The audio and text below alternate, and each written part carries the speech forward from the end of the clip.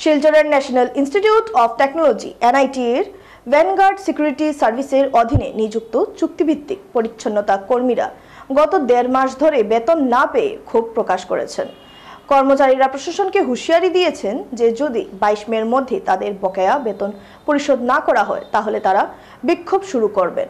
কর্মচারীরা বলেছেন যে তারা ইনস্টিটিউটের পরিষ্কার পরিচ্ছন্নতা এবং রক্ষণাবেক্ষণের জন্য দিনরাত কঠোর পরিশ্রম করেন, কিন্তু সময়মতো বেতন না পাওয়ার কারণে তারা আর্থিক সংকটের সম্মুখীন হচ্ছেন।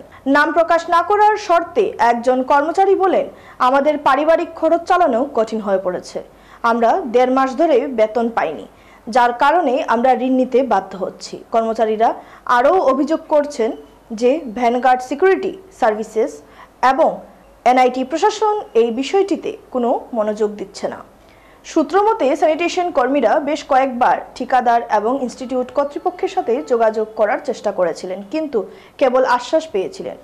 কর্মচারীরা জানিয়েছেন যে যদি তাদের দাবি পূরণ না হয় তাহলে তারা 23 মে থেকে অনির্দিষ্টকালের জন্য ধর্মঘটে যাবেন, যার ফলে প্রতিষ্ঠানের দৈনন্দিন কার্যক্রম প্রভাবিত হতে পারে। এই বিষয়ে এনআইটি শিলচরের একজন কর্মকর্তা বলেছেন যে তারা বিষয়টি গুরুত্ব সহকারে নিচ্ছেন এবং ঠিকাদারদের সাথে আলোচনা করেছেন যাতে যত তাড়াতাড়ি সম্ভব বেতন দেওয়া হয়।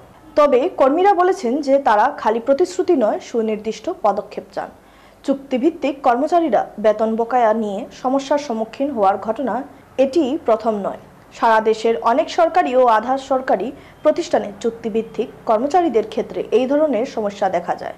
বিশেষজ্ঞরা মনে করেন যে এই ধরনের সমস্যা সমাধানের জন্য সরকারের উচিত চুক্তি ব্যবস্থা সংস্কার করা এবং সময়মতো অর্থ প্রদান নিশ্চিত করার জন্য কঠোর নিয়ম আরোপ করা।